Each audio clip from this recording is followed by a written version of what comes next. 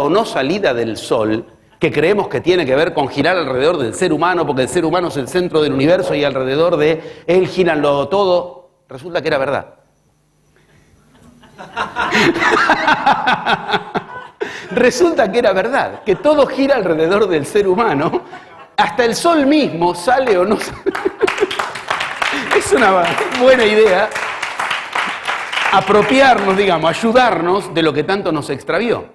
Porque cuando uno dice, tú te creías que el ser humano estaba en el centro de todo, es lo que nos enseñan todas las enseñanzas, ¿eh?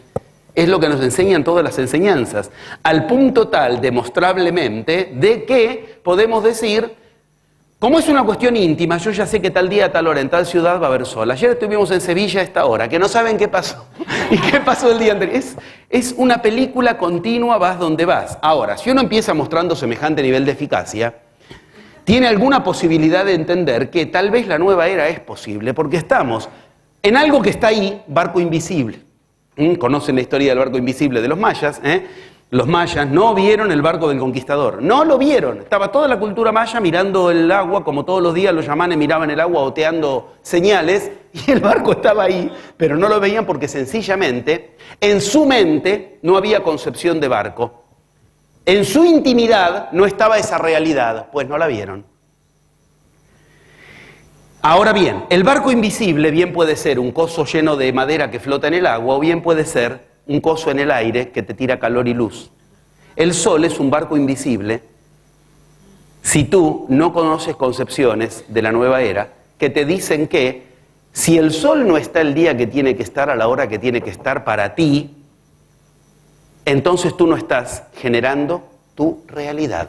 Ya sé, no te creas que sos el hijo de Nostradamus, que tenés preguntas tan extrañas que ¿y qué pasa si yo quiero sol y él no el mismo día, a la misma hora? ¿Qué te cree? Que en 12.000 años a nadie se le ocurrió esa pregunta. ¿Y qué pasa? Ya sé. Lo bueno es que tiene respuesta. Lo bueno es que tiene respuesta. Pero no te creas que intimidad pasa a significar aislación o que intimidad pasa a significar quién le gana a quién para generar la realidad. A ver si yo voy a hacer que salga sol, a ver o no. No, eso no es lo que enseña la magia, la iniciación, y no es la nueva era, pero sí enseña que el sol saldrá o no saldrá en una concepción íntima de la realidad.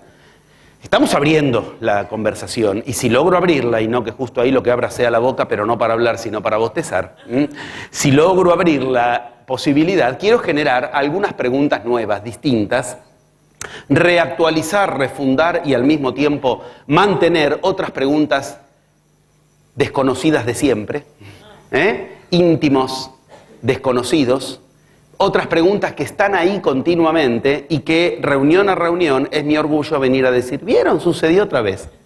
¿Vieron? Sucedió otra vez. ¿Vieron? Si siempre sucede lo que no tenía que suceder de acuerdo a la lógica, tal vez la equivocada es la lógica. Bien.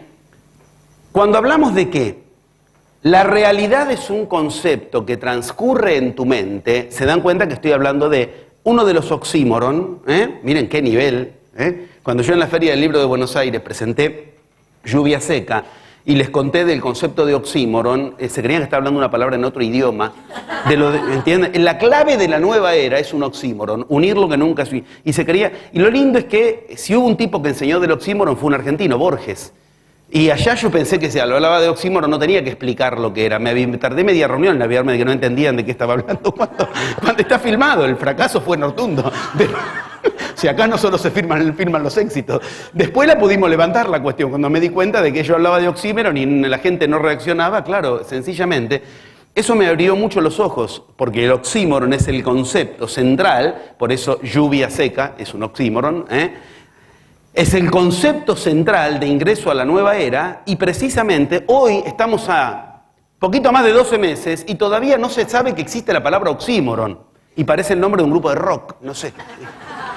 Ahora bien, este oxímoron donde tendremos que lograr un desafío fundamental en la historia de la humanidad. ¿Cuál? Una realidad que nunca se logró, para la que nos prepararon todas las culturas, muy bien pensadas, es decir, nos han dejado estratégicamente dibujos, pinturas, tallados en roca, preservados manuales de manera de que solamente tuvieran una certeza, que iba a llegar hasta nuestros días.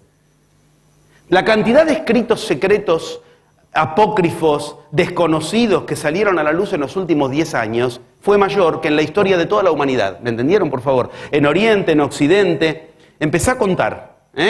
El Ashtarva Veda. Es el Veda, era, digamos así, el centro de la rueda. Ni se conocía que existía. Los manuscritos del Mar Muerto, el Evangelio de Judas, el Evangelio de Magdalena, el Evangelio de Tomás. Estoy contando cosas muy serias que la única diferencia de todo lo que dije es en los manuscritos del Mar Muerto, que era de 1940, pero en realidad se lo dio a conocer en 1990 y pico, porque lo tenía la iglesia muy a propósito, que no se sepa lo que decía. Todos los demás directamente se conocieron en estos 10 añitos. ¿Qué quiere decir? Lo mismo que pasó sorprendentemente con piedras que tenían informaciones talladas para esta época, que estaban cubiertas de musgo. Acá lo vieron a Tomás Bayanca, cuando Tomás Bayanca dice esto estaba cubierto de porquería, yo le saqué la porquería, ¿vieron?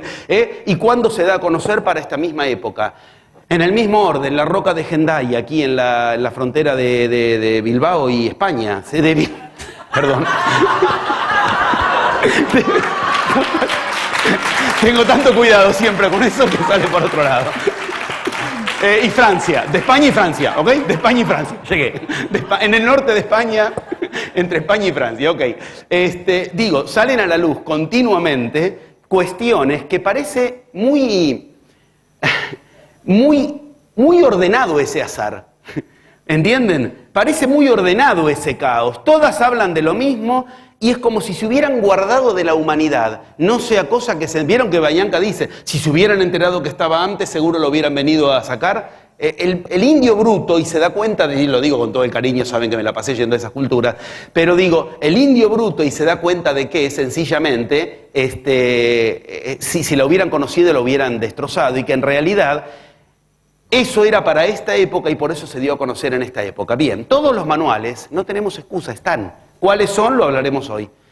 De hecho, hoy vamos a trabajar con eso. Algunas de las cuestiones preservadas para esta época, que entiendo que son las mejores para este momento, de las que voy dando a conocer, de las que en tantos años y tantos viajes a culturas iniciáticas tuve el gusto de darme cuenta, son estas las que hablan de eso. ¿Cuáles? Las que tenías que ir ahí, te lo contaban los guardianes, y ahora están saliendo, los guardianes de la sabiduría, y ahora están saliendo a la luz. Y ahora salen a la luz, y es como que sale a la luz algo indescifrable, y en realidad de lo que se está hablando es de algo que tenemos que descifrar en este tiempo, porque hablan de un cambio del que nos están preparando esos mismos escritos. ¿Soy claro? Sí. Además, ¿soy aburrido o está interesante? ¿Está bien? ¿Vamos bien? Vengo a tratar de que si hay algo que hagamos es vibrar el cambio de era, y si con esto aburro, yo mismo soy el que no estoy a la altura del tema. Entonces, trata de tener la compasión de ahora no aburrirte simplemente para decirme, ¿viste? No, me puedo desentender del cambio de era. No. Ocurre que estoy tratando de armar simplemente de entrada una pregunta central. ¿Por qué es tan difícil el cambio de era? Si el cambio de era es una cuestión que se supone que va a suceder astronómicamente, acabas de verlo, algo que va a suceder a nivel cosmológico, que invadirá nuestra atmósfera y que, bueno, aunque te agarre durmiendo o aunque te agarre haciendo meditación o lo que fuere, va a suceder y punto. Bueno, no es así. Porque el cambio de era tiene que traer aparejado un cambio de realidad, o se acaba la humanidad según las profecías, que dicen que la humanidad no puede tener mucha más posibilidad de seguir por el camino de los 4 chiflados. ¿Vieron los 4 muñequitos de la roca Hopi? Afortunadamente lo vieron recién. Esos 4 ridículos que se creen que son los que están por encima de todo. ¿Vieron cómo está dibujado así de una manera bien?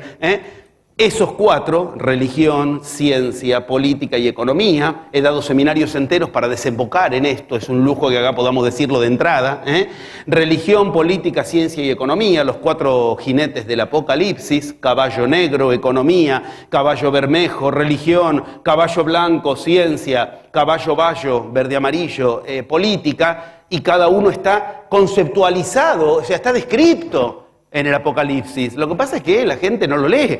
Pero si tú lees el 6.6 del Apocalipsis, ¿por qué el 6.6 es el número maldito? Uno de los motivos más claros, porque en el capítulo 6, versículo 6 del Apocalipsis, están descritos los 4 jinetes del Apocalipsis, no hay mucha vuelta que darle. ¿Y cómo están descritos? Y caballo de jinete negro, es el que dice cuánto vale el trigo y cuánto vale el aceite, nada más parecido a la economía.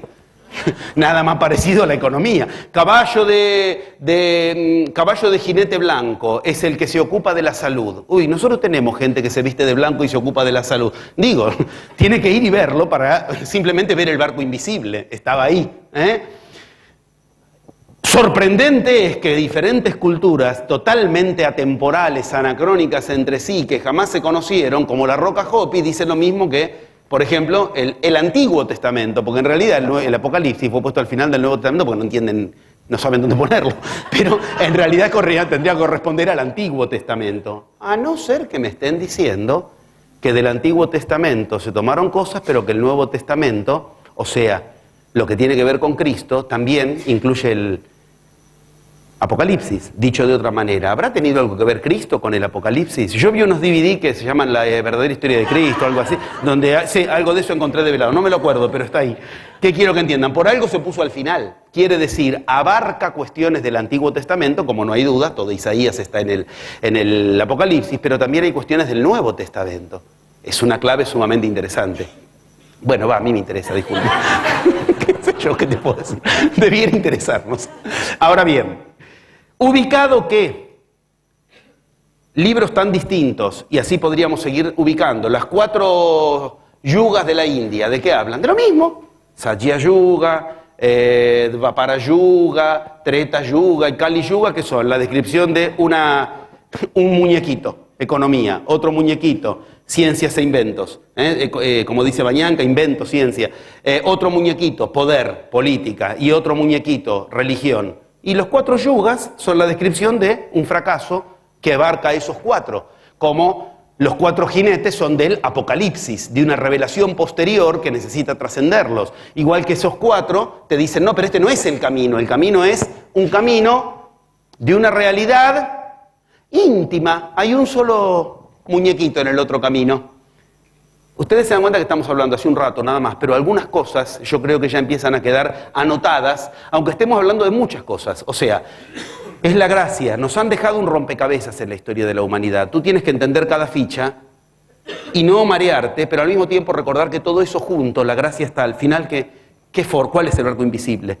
Yo quisiera que me digan, y por favor les pido que me lo digan, estoy aquí para que lo entiendan, y si no lo logro, está mal, no me da lo mismo, yo puedo venir a hablar de lo mío y me voy. No, me importa y mucho si va quedando en medio de muchas cuestiones claro el hilo conductor.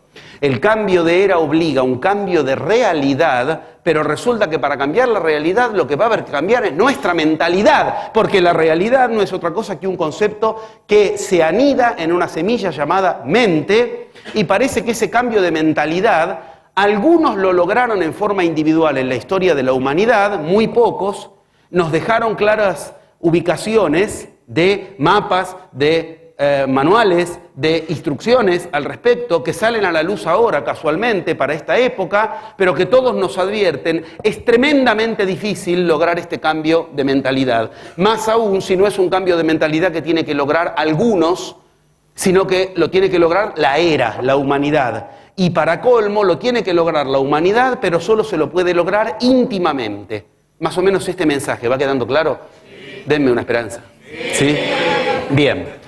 Entendiendo que, si esto está quedando claro, te dicen que la clave en dónde está, en unir cuestiones que en tu vida están dispersas, mientras que nosotros somos especialistas en ¿qué? Nosotros somos especialistas en que cuando algo en nuestra vida se nos divide, creemos que la solución ¿cuál es?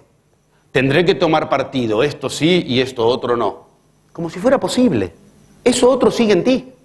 Solo que lo reprimes, lo mantienes absolutamente bajo la posibilidad de enterarte en tu realidad, de enterar a tu realidad de que tú lo quieres.